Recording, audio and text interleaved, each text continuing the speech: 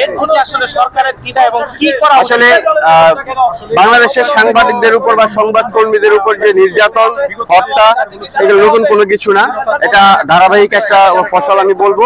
রাজনৈতিক ব্যক্তি এবং তাদের নেতৃত্বের ছত্রছায়ায় এই সমস্ত অপকর্ম হয়ে থাকে এবং এই সমস্ত সন্ত্রাসীদের লালন পালন করেন তারাই, এবং এর সাথে জড়িত আছে প্রশাসনের কিছু অসাধু কর্মকর্তা, যারা তাদের কাছ থেকে সুবিধা পেয়ে থাকেন বলে আমি ব্যক্তিগতভাবে মনে করি।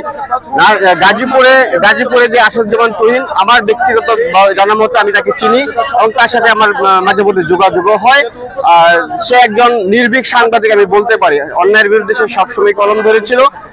এরও 2 দিন আগে আনোয়ার হোসেন নামে আরেকজন প্রতিনিধিকে, বাংলাদেশ আলো পত্রিকার প্রতিনিধিকে ইট দিয়ে থেতলে দিয়েছিল, সেটা আমি জেনেছি।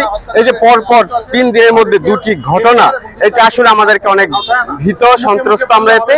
আমরা চাই যে বর্তমান সরকার যেই ম্যান্ডেট নিয়ে এসেছেন, সংস্কারের ম্যান্ডেট, যে সন্ত্রাস দমনের ম্যান্ডেট, সেই সরকারি স্বরাষ্ট্র উপদেষ্টার প্রতি আমি জোরালো আহ্বান করতে চাই, আপনি আপনার জায়গা থেকে আপনার যোগ্যতা প্রমাণ করেন। এখন আপনার যোগ্যতা প্রমাণ করার সময় এসেছে।